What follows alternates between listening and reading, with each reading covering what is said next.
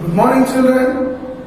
Today we are here to discuss Unit 9. What is inside the atom of 9th class?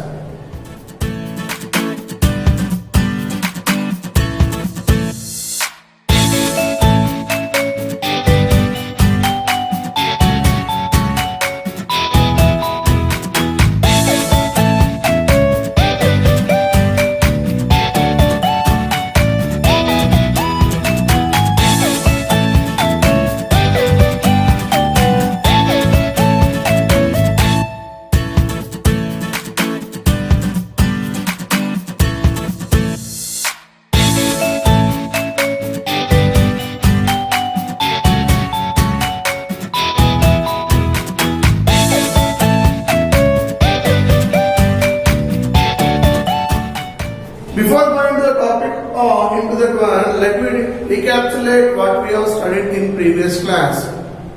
In previous class, we have studied about Bohr atomic model and its limitations we have studied clearly.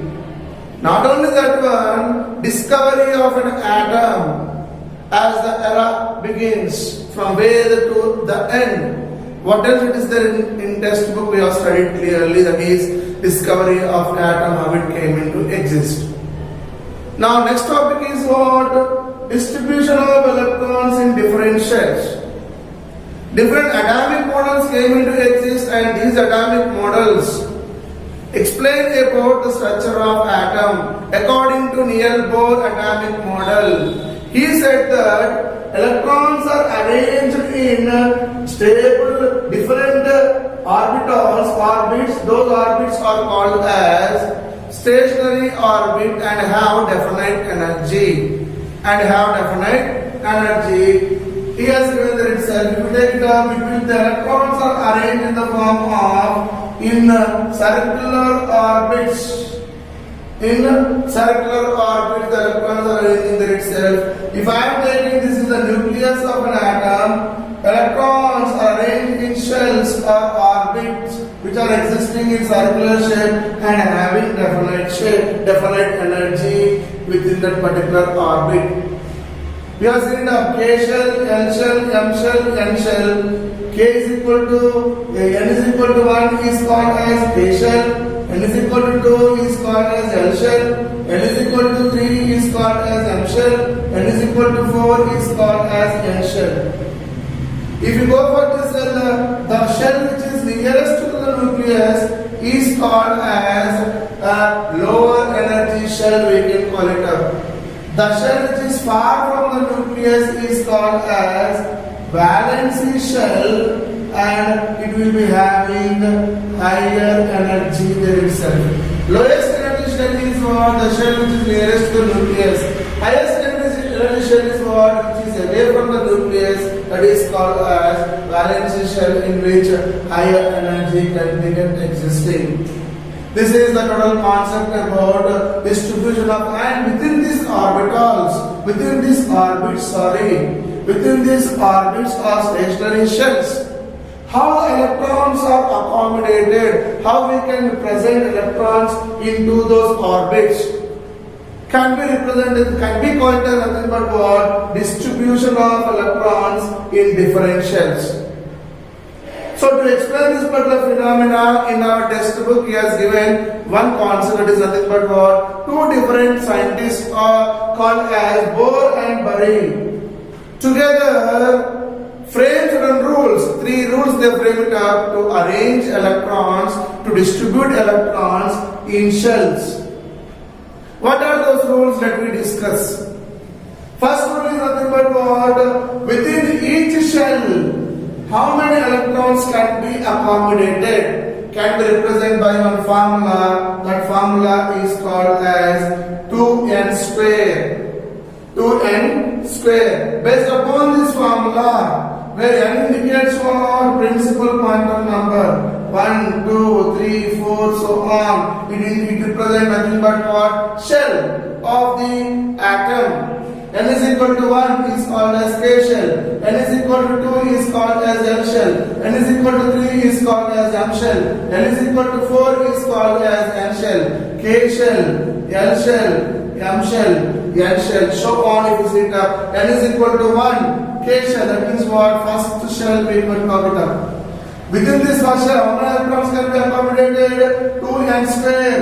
N is equal to what? 1. 1 into 1 is 1. 2. That is equal to how much? 2 electrons it can accommodate within first orbit.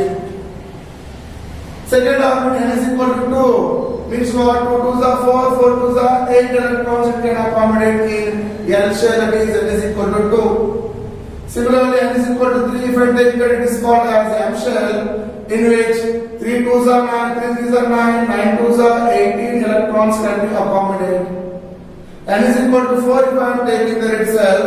Therefore, it is equal to N shell in which 4 square into 2, that is equal to 4, 4 are 16, 16 2s are 32 electrons will be accommodated in N shell there itself. In this order, electrons can be get arranged. Maximum number of electrons can be arranged in K shell, L shell, M shell as well as N shell. That is first point what we can understand there itself. Coming to our second point. Each energy shell is further divided into subshells. That subshells has been explained by whom there? Sommerfeld there itself. It will start from L is equal to 0, 1, 2, 3, so on, based upon principal quantum number. If I am taking principal quantum number, N is equal to 1. And azimuthal quantum number begins from where? 0. No subshell will be get existing. Next one what? N is equal to 2 if I am taking L is equal to 0, 1. Means what? No subshell and one subshell. That subshell is P subshell. Similarly, N is equal to 3. L is equal to 0, 1, 2. 0 represent nothing but what? S orbital. 0 represent what? S orbital subshell. S orbital subshell as well as P orbital subshell. Here S orbital, P orbital, B orbital, these many depending, and N is equal to 4 if I am taking, L is equal to 0, 1, 2, 3, S is equal to, L is equal to 0 means what? S orbital, 1 is equal to P orbital, 2 is equal to D orbital, 3 is equal to F orbital. In that particular way, each energy shell is further divided into subshells based upon what number I said there? Azimuthal quantum number which was given by Sommerfeld. It begins with what? L is equal to 0, 1, 2, 3, so on, 1 less than principal quantum number.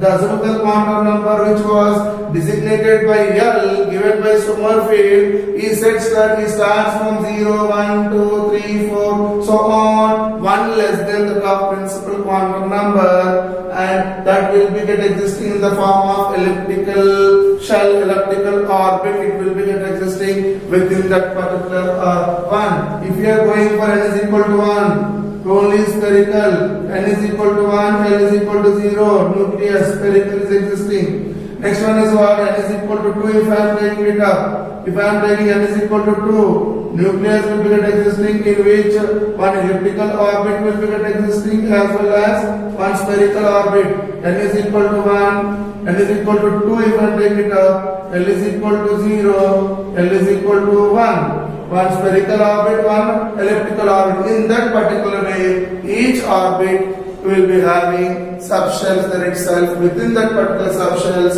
electrons will be accommodated into how many there itself? Maximum number of electrons accommodated into the particular subshells will be how many electrons here? 8 electrons they can be get accommodated. They can be get accommodated. That is second point what we can give it up there. Coming to third point. What is third point of Bohr and Bareil? Electrons cannot be filled in given shells unless inner shells are completely filled in stepwise manner. What are called as inner shells? First shell is also called as inner shell, second shell is also called as inner shell, third shell is also called as inner shell, fourth shell is called as Valency shell. Until and unless first shell is completely filled, How many electrons it can accommodate? 2 electrons. Until and unless if it is not completely filling first shell, next electron, third electron will never enter into second shell there itself. Within second shell, how many electrons? 8 electrons. After completely filling with 8 electrons, next 9th electron will enter into third shell. In 9th shell, third shell, what happens there? 18 electrons have to get accommodated.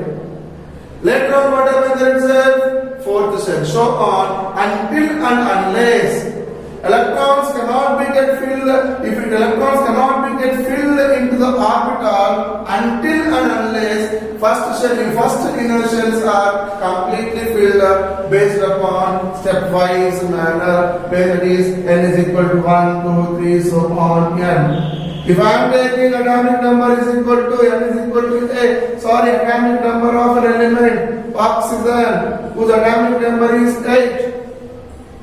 In textbook he has given this particular value there. How we can fill electrons?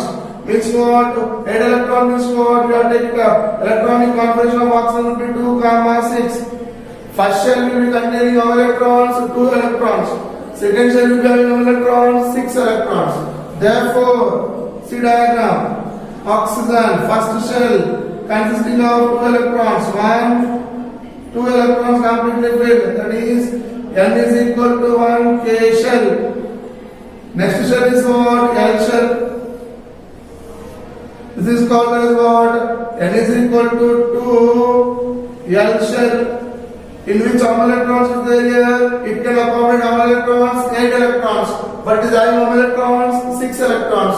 Therefore, 6 electrons then can be accommodated there. 1, 2, 3, 4, 5, 6. 6 electrons are accommodated in the shell, and remaining more electrons are there. 2 electrons are there. After completely filling to this orbital totally, then only electron will enter into another one. For example, oxygen I have said now. Now coming to what? Sodium, if I am coming, whose atomic number is 11. Whose atomic number is 11. If I am taking nucleus, this is nucleus. First shell consisting of all electrons, 2 electrons. K shell, 1, 2 electrons. Second shell, if I am taking there, it must contain all electrons, 8 electrons. See here, 1, 2, 3, 4, 5, 6. After completely filling 6, what happened? Already oxygen electron completed. Again, 7th electron doesn't enter into third shell there itself. 7th electron does not enter into the third shell. Why? This orbital is not completely filled up. Why means it can accommodate 8 electrons. So that what happened? It have to completely fill 7 and 8. Then what happened? The second shell, L shell is completely filled up. As L shell is completely filled up, then the electron will enter into orbital. That is, sodium atomic number is 11, 2, 8, 1. First shell consisting of 2 electrons, second shell consisting of 8 electrons. After completely filling step by step manner, after completely filling inner shell, then the last electron will enter into third shell. This is the stepwise manner how the electrons will enter into that particular shells. If I am going for one more element called as fluorine, or fluorine if I am going it up there itself. Fluorine atomic number is 9. Electronic number is 2, 7. Similarly, first shell, 2 electrons, 1, 2. Second shell, 7 electrons, 1, 2, 3, 4, 5, 6, 7. So on 2, 7, it requires one electron to attain octet configuration. It requires one electron to attain L shell there itself. That is N is equal to 2 shell. This is fluorine atomic number. Next one is what? If I am going for chlorine atomic number. Atomic number is 17, 2, 8, 7. First shell will have electrons, 2 electrons.